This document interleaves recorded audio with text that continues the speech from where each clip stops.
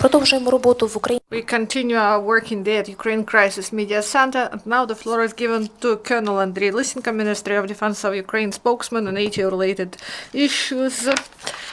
Welcome. Good afternoon, dear colleagues. We start with good news. During the last 24 hours, and the result of the military actions, no Ukrainian serviceman was killed or wounded. And the intensity and number of shellings delivered by the enemy decreased. At the same time, despite the agreements reached by JCCC concerning introduction of ceasefire, the militants continue shelling of positions of Ukrainian armed forces, including twice with the use of mortars of 120mm of caliber that are banned by the Minsk agreements. Now, more information about the sectors. The Lugansk sector yesterday, the militants carried out 3 armed provocations with the use of small arms in Stanishny, Lugansk and Popasnyansky regions. And at about 11 p.m., they delivered 1 mortar shelling in Krymske and 1 in neighboring Kryakivka. And during the last 24 hours in Lugansk sector, there were 8 shellings delivered by the enemy. The Donetsk sector yesterday, it was rather quiet, but militants carried out 2 short armed provocations in Zaitsev with the use of grenade launcher and in Avdiivka with the use of mortars. The Mariupol sector, the number of shellings by the enemy was bigger. The enemy was active during the day and at night. Russian occupation forces delivered 3 mortar shellings, 2 shot in Chernomalik and 1 shelling of mid-intensity in Mariinka. During the last 24 hours, the enemy sniper groups were active.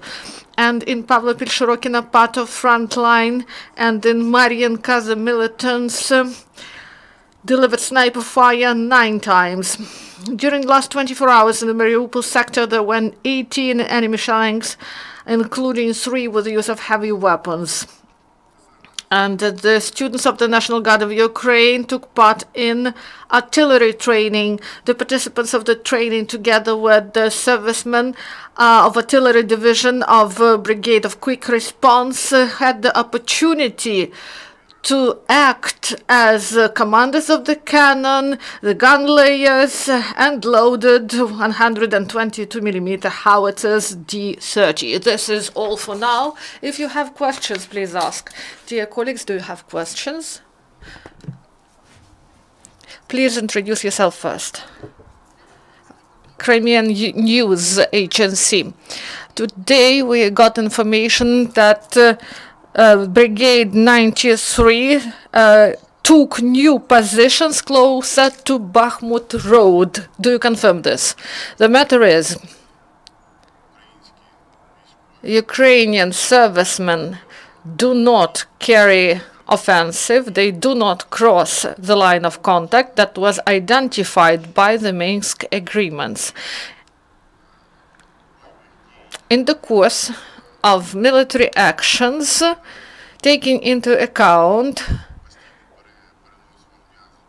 constant shift of fire from one area to the other and the shelling of the regions where Ukrainian forces are deployed and strongholds of the unions and those commanders who are at the line of contact, they sometimes shift the posts and in order to save lives and to improve their positions concerning engineering, fortification, because the enemy, they deliver fire and not to threaten our servicemen, not to threaten to put their life in danger. The commanders sometimes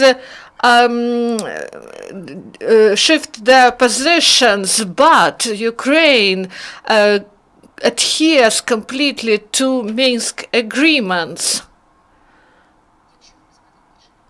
And if you don't have other questions, this is the end of press briefing. Thank you.